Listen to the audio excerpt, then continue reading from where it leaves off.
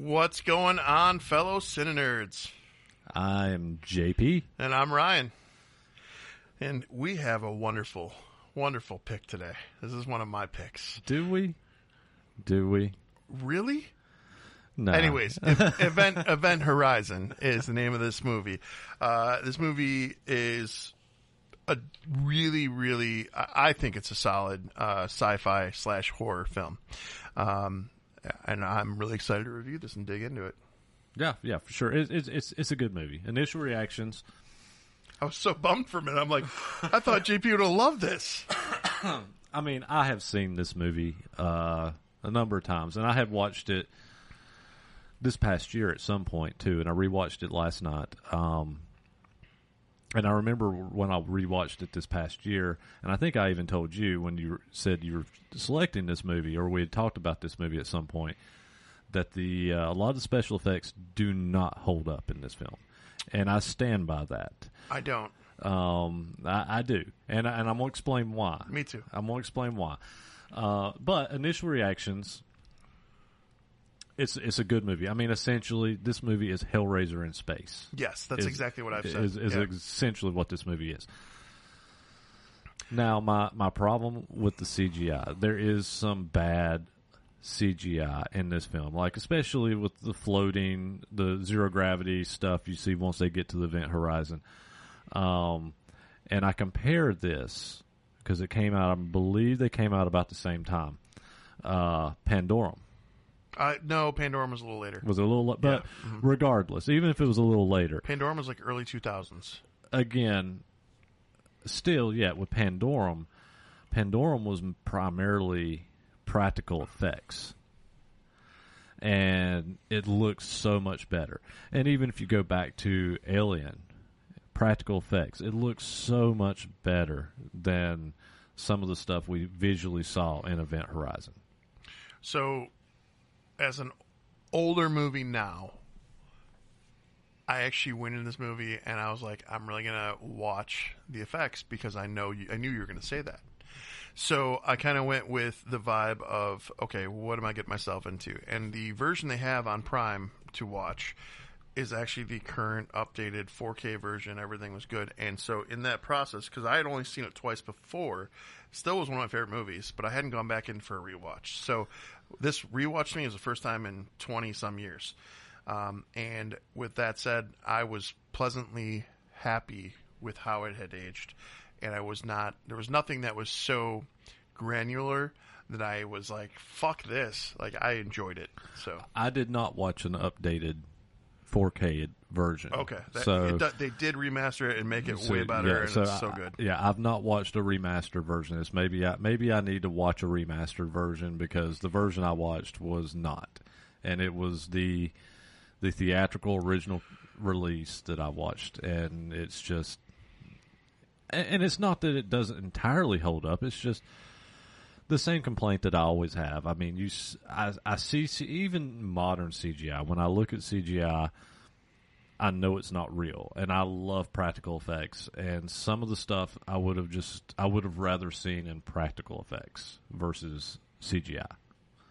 But a lot of films during this time period was using CGI, and they were diving into CGI head first, and so I get why.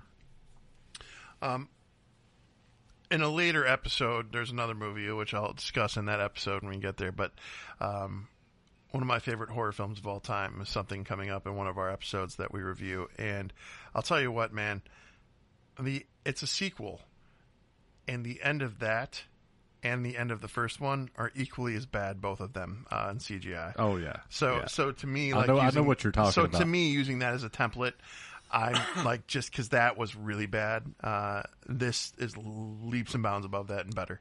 So I'm cool in that regard. And let's be honest, where we're going, you don't need eyes to see. No, you don't.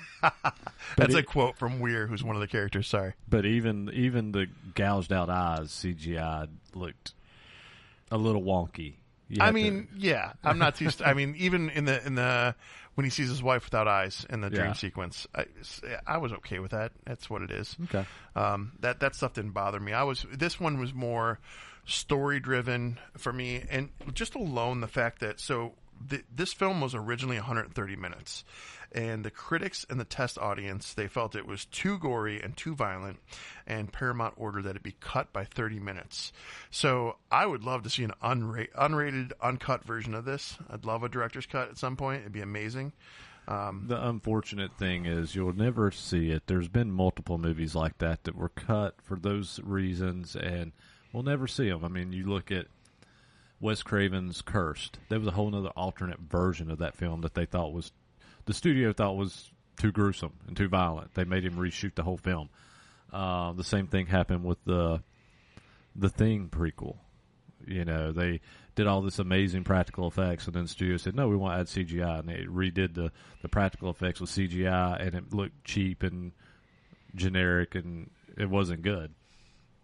So that's an unfortunate thing a lot of times with the studios and test screenings. You know, they listen to the handful of people who probably didn't care about seeing a film like what they wanted Event Horizon to be, and they complained and they changed it. I was bummed out. I want that gore. I would have preferred that version. I mean, to me, after you have Terrifier 2 or Terrifier 1 for that matter, both of them, you have films like those with mass amounts of gore and mass amounts of success. Reissue this shit. Put it out with a director's cut. Give us that, and you know people are going to buy it. I'll preface this too. So you said The Thing. I have to mention this because this is huge to me. So Anderson is the name of the director. He screened this for Kurt Russell right before Kurt Russell filmed Soldier. And Russell said, forget about what this movie is doing now. In 15 years' time, this is going to be the movie you're glad you made. And I think that's exactly right, because this is one of those movies that I do feel like it developed a cult following as it grew. I do feel like it aged well, like a fine wine, if you will.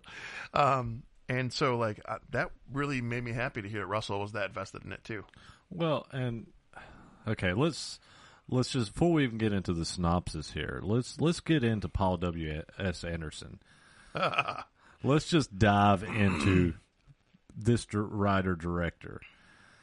And well, I'm not familiar, so I mean, I probably will be once you start reading these. Oh, you will be. Okay, so you will be. Let's go, because he has done a lot of shit movies, and he's also done some pretty fucking cool movies. He's done some movies that I actually generally think are fun and I like, but they're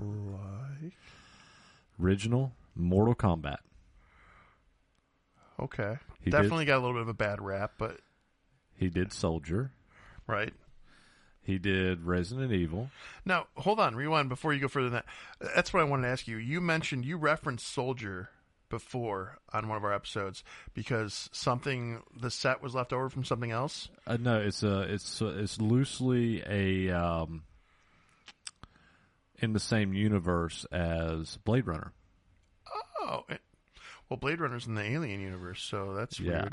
Yeah, it's loosely in the same universe as Blade Runner. Yeah, and it's kind of left in the movie unknown if he's like an android, because the soldier's kind of emotionless. Kurt Russell's character is emotionless. Okay. So yeah, he did Resident Evil. He did Alien vs. Predator. I enjoyed that actually. He did Death Race, which I enjoyed. Yeah, that was that was the reboot of Death Race.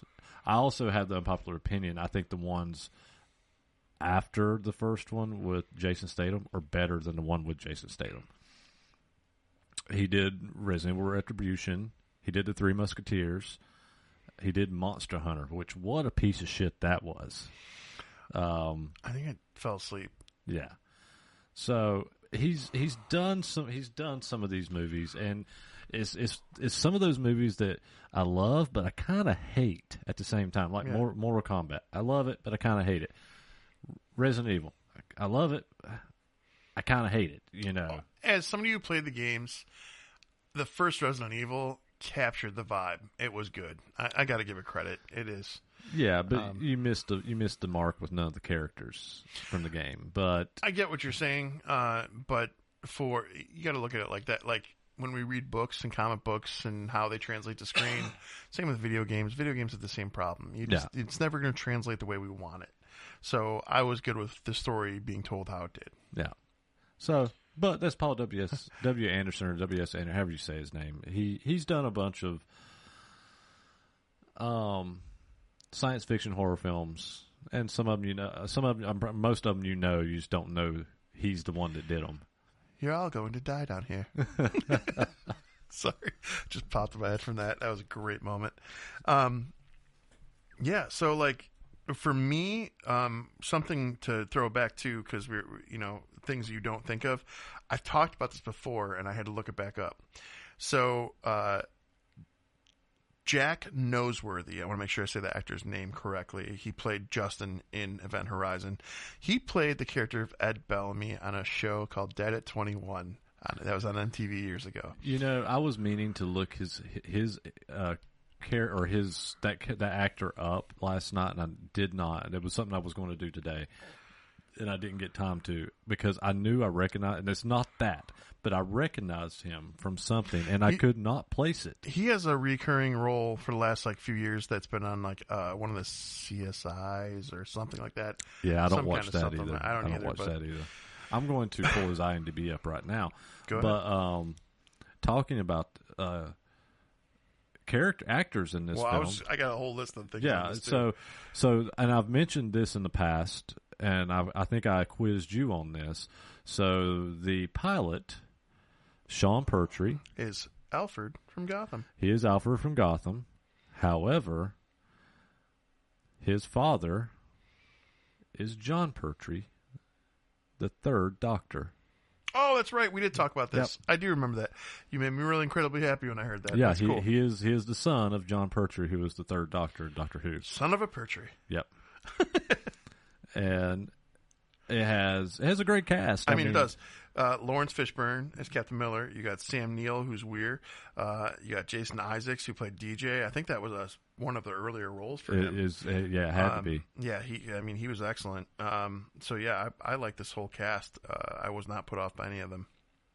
Yeah, it has. I've got the IMDb open right now, but the girl from Nip Tuck, Julie Richardson. She was in Nip Tuck. And obviously you have Sam Neill, who just not long before that had came off of Jurassic Park, Jurassic Park 3. Which at this time, because it's funny you said Pandorum, because Randy Quaid was in Pandorum. Dennis Quaid, my bad. Yeah, definitely different. Dennis Quaid, sorry. But Dennis Quaid gave me Sam Neill vibes in the Cross, because those two kind of seemed similar. A bit. Did you know there was a fire on the set? Did not know there was a fire on when the they set. were filming the Gravity Drive sequence on fire, it actually caught on fire. And when it caught on fire, they had to delay filming, and then they rebuilt the set, used what was left around to film the remainder of what they had to, but they ended up, everything they rebuilt, they only used for one additional day of filming after they did it. So when you see the estimated budget at the end of this, you understand why when we get there. But, okay. So let's just get a quick synopsis of this movie for anybody who has not seen this movie. Do you want to, or do you want me? Your movie. Right. Your movie. So essentially, there is a ship called the Event Horizon. It was sent out to. It's basically a jump ship, if you will. They're experimenting with dimensional, or not. They were trying to do traveling. They were trying to like Stargate style. Yeah, they were trying to open a black hole to jump from one point to another. Well, I don't think it was a black hole they were intending on, but that's what they found. Yeah. And so it was supposed to be like a jump where it could jump from point A to point B in space in a quick amount of time. They're basically wanting to warp to space. Yes. In turn, I don't know when they arrive. So there's a ship that's sent out that is the Lewis and Clark. And Lewis and Clark is captained by Lawrence Fishburne's character, Miller. They bring this crew together with Weir on board, which no one knows till later on, but he's the person who designed and built the Event Horizon. So he is the foremost expert because none of the other crew can understand why he's on the ship. And when they arrive at the ship, at the Event Horizon, I can't remember if it caused the black hole or if it was sitting on the edge of a black hole. I don't remember which of those. No, they were orbiting. It wasn't Jupiter. It was. There was a black hole when they arrived. I thought, isn't there? No. The I don't remember a black hole when they arrived. They arrived, and I'm thinking of the end. There is a black hole at the end when it jumps. I was mixing it. When they arrive, the Justin character goes to that warp drive, and it stops and opens a portal to where it's where everything goes. So essentially, as the events unfold, whatever's coming across, whatever's coming through, there's essentially, what is it? It's like I can't remember the name they used for it. It was like the eye. It was basically that rotating sphere. Yeah, I can't. It was basically like a warp drive. It was not really a warp drive, but it was something similar. When all the rings line up, the rings keep it contained in like a magnetic field. But when they line up, the gate opens. And what's on the other side is really an unknown variable. Just presented as the darkness. It's presented as an evil, unlike anything we've known. Might even be hell. One of the quotes is from Weir. There's a point where Weir goes crazy in this, and he says, "You know nothing. Hell is only a word. The reality is much, much worse." And I love when he says that. Like the abilities to use that in sampling or whatever you need to use is just endless. I love it. But anyways, as this event unfolds, you find out Weir has more vested in this mission than he's leading on to. He's almost borderline gone insane before they've even gotten near the darkness and the black hole, because he's tormented by whatever happened to transpire between him and his wife. I don't know if he left her behind on Earth. I don't know if she died. What I understood from so basically, the ship at this point, it went through this black hole warp to what essentially is they're perceiving as hell, or a type of hell. And when the ship comes back, essentially the ship has took on a life of its own. Yes. So it starts showing visions to the crew. Weir sees in their head. Yeah, Weir sees his wife committing suicide. So, and I perceived this as, because he's in there, it's showing him there, and he's begging her not to do it, but obviously this is like a flashback, and he's not really there, and he's apologizing for not being there with her or for her. And so my assumption was he was taking so much time building and working on the Event Horizon that he was not home. He was not there. And she fell into a depression and she committed suicide. But in this darkness and this evil, he sees a path because of how it's talking to him, where she's still there and he's able to have a second chance. So inlays his spiral, if you will. All the crew experiences something to this effect. Mr. Jason Isaacs, who plays DJ. DJ, he's not a religion person by any means, but he starts uncovering little things along the way that make him question everything. There's a black box, and when they find the black box, they're trying to decipher what they're hearing in it. They don't quite know. It's like tormented screams and things going on. And they're speaking in Latin. They are. They're speaking in Latin, and he actually understands Latin. But he he didn't translate what was being said because he didn't have a clear picture of it. So originally he thought it was saying "Liberate me, save me," but it was saying "Liberate tutmet," which means save yourself. Yeah. And so he was basically, once he read that, he basically thought, we're in deep shit, we're in trouble. He was basically, let's get the fuck out of here. Yes, he's trying to tell them that. And the things start happening to the Lewis and Clark that's docked onto the Event Horizon, and eventually the Lewis and Clark is no more. And I'll say, Lawrence Fishburne has one of my favorite lines in this movie. And it's a fuck you moment. It's a simple line when he's looking at Sam Neill's character, Weir, and he's saying, "Oh, we can't leave this ship," and blah blah blah, all this stuff. Lawrence Fishburne is basically saying, "You know, we're getting off this ship. Get your shit now. We're leaving. Fuck this ship." You know, and that is the most real performance thing you could say in that situation is "fuck this ship. We're getting the fuck out of here." I'm going to read this exact quote because it's so good. It's well worth it for sure. Let's see.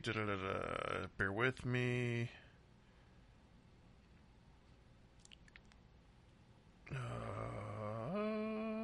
And now he's not going to find it. No, yeah, watch. Go ahead and talk while I'm being quiet.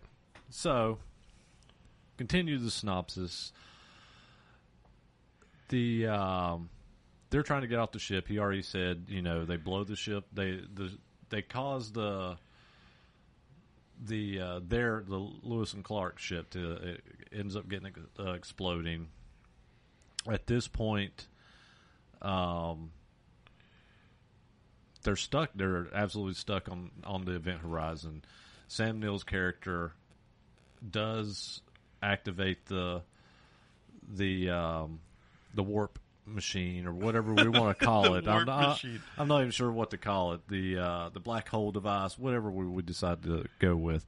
It has it on a timer, and they do decide to separate the ship from, because it can be separated. There's explosives in the middle of the ship to separate it, kind of like Star Trek style. For the front's like a lifeboat, right? And which is I want Star Trek style because it's practical. It's practical. Go ahead. I was just going to read the quote. So it's between Dr. Weir and Captain Miller, and Dr. Weir goes, "Captain, don't do this." Captain Miller, "It's done." Weir, "What about my ship? You can't just leave her." And then Captain Miller goes, "I have no intention of leaving her, Doctor. I will take the Lewis and Clark to a safe distance, and then I will launch TAC missiles at the Event Horizon until I'm satisfied she's vaporized. Fuck the ship." Yeah, that right. was spectacular. Yeah. And you, I mean, I think most people listening to this will understand that Lawrence Fishburne has a presence about him anytime he's on screen where he just has this domineering, he has that low tone voice. It's confident, relaxed at all times, delivering, and I appreciate him as an actor, but when he said that line and he was pissed, it was so good. You could see it. It's the most real quote in a movie you could, if any of you are in that same situation, that's exactly what you're going to want to do is get off this fucking ship, get away from it. I'm going to blow this goddamn ship out of the fucking sky or space. Fuck it. Fuck this ship. It was absolutely perfect. Outstanding. Outstanding, in fact. No, one of the other scenes I really enjoyed, too, is the med bay scene. Mm-hmm. Which character was that? Which med bay scene? Because there's a couple. Where he's up by his tendons and his that's trails. That's the guy that translated to Latin. Yeah, it was so Jason Isaacs. Yeah, DJ. Jason Isaac. Yeah, DJ was the character. So you don't see it happening. I'm guessing it's part of that 30 minutes that was cut out. But essentially, by the time Captain Miller gets into the med bay and Weir and DJ have already had an interaction, you see him going at Weir, and then it goes away. By the time it comes back, Miller's walking into the med bay, and he just sees it looks like he's almost strung up by his own entrails from the ceiling with everything open. It's pretty brutal, and it definitely was the first real moment like that, combined with the eyes scenes where the eyes are out of the sockets. Absolutely agree with you about Hellraiser in space, because these moments, and even the quote that in reality it's much, much worse, that I feel like Pinhead could have said that. Yeah, I feel like Doug Bradley could have done that. There's lines in this that Pinhead could have said. I mean, when it comes down to it, for me, the Event Horizon is the puzzle box, like a living, breathing puzzle box, and Sam Neill's character becomes Pinhead, and is essentially is the idea of the comparison to Hellraiser. So, what the fuck was I just? Sorry, I got excited when you said Cenobite. No, it's gone. It flew away. Okay. Well, let's talk about one of my favorite things about this movie. Let's go. That when the Lois and Clark blows up, is it Jackson? That character? Oh yeah. he gets blown. He's on the outside of the Lois and Clark whenever it explodes. So he's still magnetically attached to the hull, and it's flying through space. He blows his air tanks to basically Superman fly back to the Event Horizon. Everybody thinks he's dead, and Sean Pertwee's character is dead, and which is Smith. Yes. And he shows back up. Just in the nick of time. Just in the nick of time. You know, it was like, let me the fuck in. And I was so happy that Jackson survived this ordeal. Cooper. Yeah, that's the character's name. Cooper, yeah. I was thinking Jackson. I don't know why I was thinking Jackson. I was looking to see if there's even a Jackson here. I probably am just thinking. No, yeah, I'm probably thinking of Justin and. I get it. See a black guy and you say Jackson. I get it. No, I'm just about to. And to. I'm sorry, Miss Jackson. Anyways, love how we get off topic. We're good for that. One of the things about this movie too that going along those lines, for the time that this was made, I was shocked to see the stereotype not fall into place where the black person gets killed first. No, he don't. He lives. I was, and that's where I was going. I was so happy. It's a '97 movie. I was happy he lived because I liked his character. His character, he was a little bit of a comic relief, but he was actually he was the guy that was supposed to go out and do the dangerous shit to save people if shit popped off, and he was actually one of my favorite characters in the movie. Yeah, I'm a fan. I liked him for sure. I forgot about that until you said that. He did have his logical approach to how to handle the situation as it happened, and he stuck outside of the ship was pretty impressive too. So I was that stuff all chalked. I'm one of those people who like if we complain about the fire in space angles from like Acolyte and things like that in previous episodes. That's one of those things where like I want to see things kind of be a little more in line. I look for those things, and everything he did was, you know, outside of the fires in space in this one too. Yeah, is pretty on point though for how he handled it. So I was a fan. Let's see. Real Sight, I already covered that. Soundtrack on this one. Soundtrack put me back for a minute because I really didn't expect to hear such good samples of songs. It was very late 1990s, early 2000s even. The main song is Funky Shit from Prodigy. Yeah. I was like, because that kind of gave you that hype, like you, like it built up. And then you go to a complete opposite. Beastie Boys' Root Down is in there. I was like, what? This is great. So it was interesting.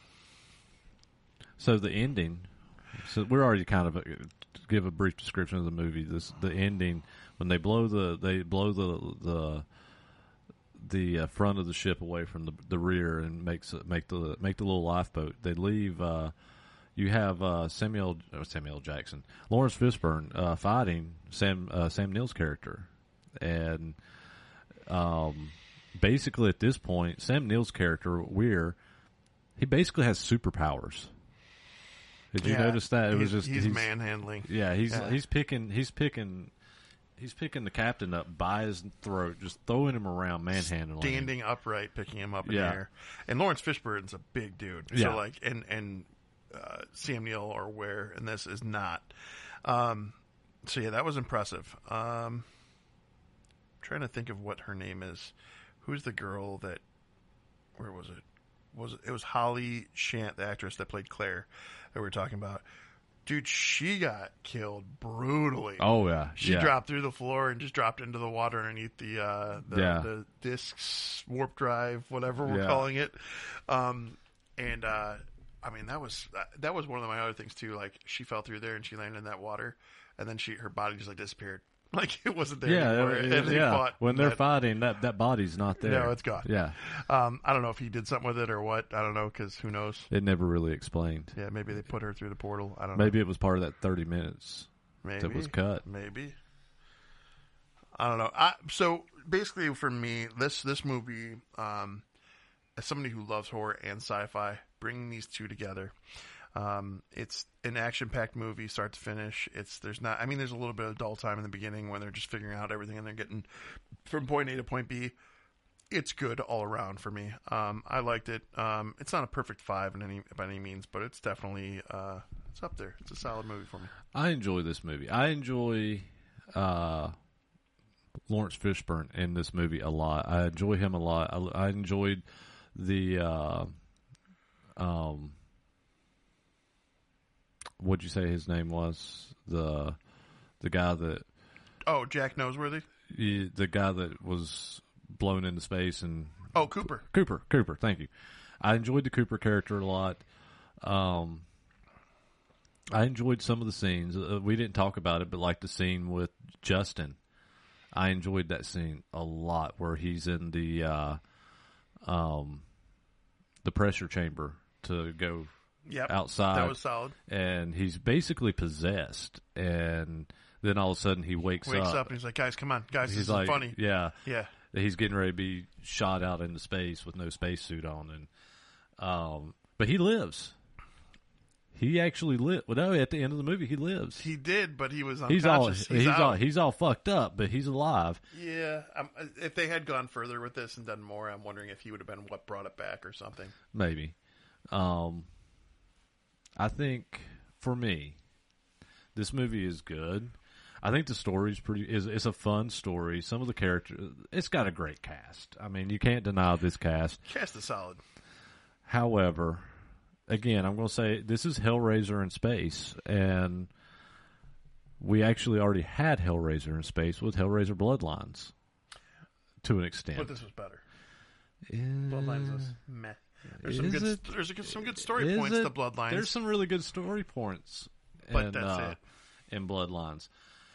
And then on the flip side of this, a couple years later, you get Pandorum, and I think Pandorum's a better movie.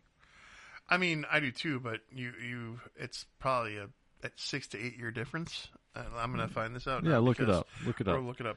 But I mean, given that is a lot of time in movie industry to include 2009. So was it that? Yeah. I didn't think it was that much older. Or I knew it was later. I just didn't know what. So I mean, it's got substantial tech improvements and everything. Fair. That's fair. I was thinking that Pandorum was within a few years. That's fair, because I mean you're over a decade later. Pandorum and Event Horizon are why I had no problem binging playing Dead Space.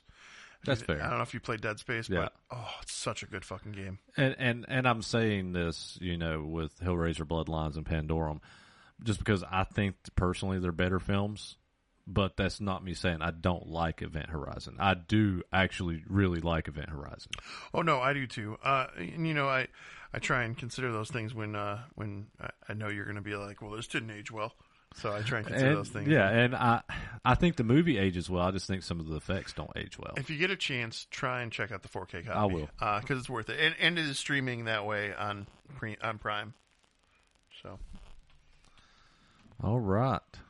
So, are we already at the review time? We're already at the review time. See, when we don't have our comedic relief. Yeah. Way to go, James. Thanks, James. Oh, my gosh. We need to get like a dummy, James. We're going to back this camera up. We're going to build a James in this chair over here. Oh, my God. I could put the talking Deadpool head on top of it and just have random commentary. I think we're on to something here.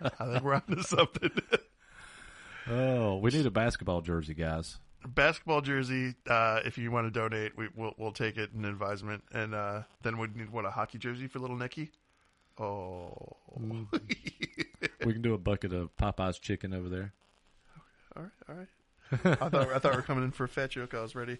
So, well, before we get to our review, let's talk about, because you've got I won't even look it up because you've got the numbers someplace. The box office. So first of all, what do you think the budget was? $60 million. Well, I told you. Well, no, I looked it up. Oh, okay. It had estimated budget of $60 million. Yeah. And going back to what I said about the set being destroyed because of the fire, I'm wondering if that factored into that cost and why it says estimated. But worldwide box office, you looked that up too? Yeah, it was $27 million. And Right. like the international was only like $700 or something like that. What? Yeah. Like most of the box office was domestic. And from what I saw, it looked like maybe it was released like for some kind of screening, maybe in Australia. Yeah, it looked like something. I couldn't read the language that it said, but I know what you mean. I saw something when I looked it up on Box Office Mojo that said Australia. I'm wondering if worldwide box office is the year it came out only, or if it's like I'm wondering what it's made to this date, because the cult classic aspect of it coming back in and people checking it out later. And I don't know what the DVD Blu-ray sales were on this, but that should be total like even if it was but I doubt this has ever had a re-release. Yeah, that's true. So. Okay. Interesting. So, yeah, it lost money, which is, I'm sure, why we didn't see Event Horizon 2. Yeah, I mean, I don't see. I mean, that actually would make a good independent story. They could probably do it a lot cheaper, and they could probably use a lot more practical What effects. happened to the other half of the ship? It went to the black hole. That or Justin back on Earth. Yeah, yeah. So who knows? Who knows? I'll let you go first then with your rating, sir. Rating wise, okay. So you already heard what I was saying. I think there are better films of this nature. Pandorum being one of them. I guess it is newer than I thought it was. Hellraiser, just because if I'm going to watch a Hellraiser movie, and if I'm going to watch a Hellraiser movie in space, I'm probably going to watch Hellraiser Bloodlines. That being said, I enjoy Event Horizon. I need to watch the 4K cut edit to see how the special effects look to compare. But my complaint is that a lot of the CGI effects do not hold up in the version that I watched. But I can't hold that entirely against the film because the cast is great, the acting is great, the story is pretty badass. I'm going to give it a solid 3.7. Interesting. All right, so my pick, and again, love sci-fi, love horror. This is both of those in one shot. It is like Hellraiser in space, but in this instance, I wouldn't choose Bloodline over it. I would probably rate Bloodline at the same position as this. So fair. I already had in my mind a 3.8 nerds, so we're right in. We're right in line with each other for this. I could not have been happier when I first saw this. You got to remember, so if it came out in '97, I saw it once in the theater, saw it once again on VHS, and then I haven't seen it till recent for this. And so I couldn't have been happier getting to see that 4K version. Couldn't have been happier seeing how it aged, noticing the thing, like we one of our words we always hone on and beat on is pacing. This movie I felt paced very well. It's not bad. No, it's not bad. There's definitely, there's some other things I would have edited out besides 30 minutes of the gore and violence. But all in all, though, solid movie, sticking with that 3.8. Yeah. No, I mean, I watched 3 movies last night, and really 3.5 of what we had selected. Because I finished this yesterday, and then I watched the other 2 after I talked to you. And then the 4th one that I had already watched before I left for tour, I ended up watching half of it again last night, too. And every movie that I watched for the next 4 episodes that we're getting ready to record, I think the pacing was pretty amazing in all 4 films. I don't think I had a complaint with pacing-wise for anything. No. Solid picks all around, I felt. It was definitely good. Now, if James were here... let's give a James rating. What the fuck did you guys make me watch? 0.678934286. I was actually going to say his rating would probably be a 1.8059 20, mainly because the cast. He probably would have given it a little higher. You're missed, James. We're going too easy on this movie. We both agree. Everything is kind. So yeah. I'm having to be the asshole here and saying, "Oh, there's a better version of this in Hellraiser." That's what he thinks. But anyways, and Hellraiser. Let me give you this too. In this, Hellraiser is my favorite horror franchise of all time. So that says a lot that I'm saying this. Yeah, I can't agree with that either.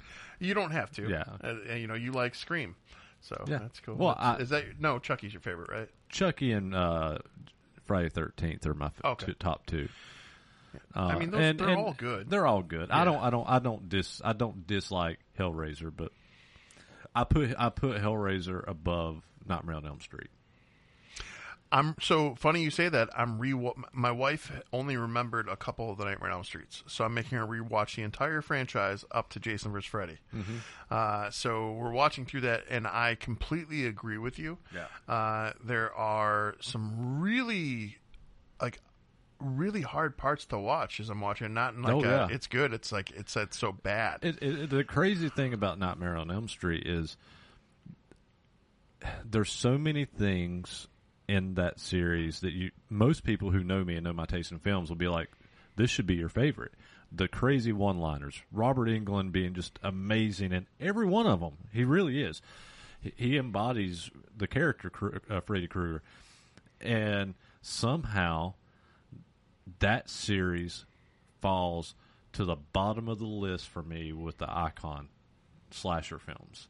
And it's not that I absolutely hate it, but I think Hellraiser's better. I think Phantasm's better. I think Chucky's better. I think Michael Myers is better. I think Friday the 13th is better. I don't think Chucky's better. I mean, I know you do. I know you do. Chucky's right there with it for me, but there's some good things to say about Chucky, just like there's some good things about Nightmare on Elm Street.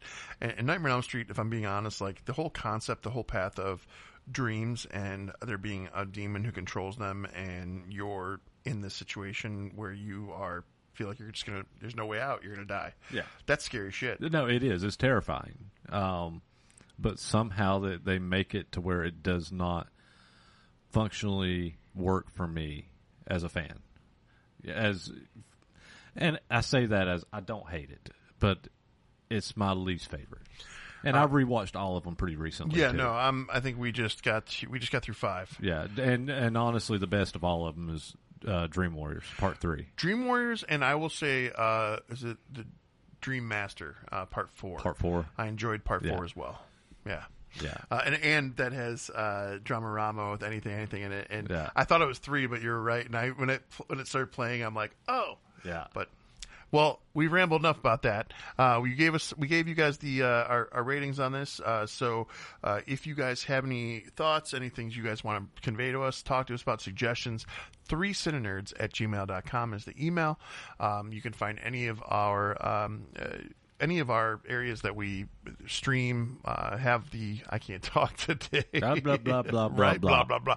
Anywhere that you listen to your podcast, just go check out our bio on our Facebook page, and you'll see a link to that streaming platform. That aside, we also have our merch link in there, so check out some CineNerds merch. Leave a review. Write us a review. You can write it on Facebook. You can write it on Apple Podcasts. You can just write a comment on the YouTube episode. If you're watching us on YouTube, please, if you follow us on Spotify, follow us on Apple Podcasts, follow us on whatever podcast site, not just YouTube. If you're listening to us on Apple or Spotify or wherever, go to our YouTube, hit subscribe. Give us as many subscribers and followers as you can. Share everything you can. Let's continue to build this fan base.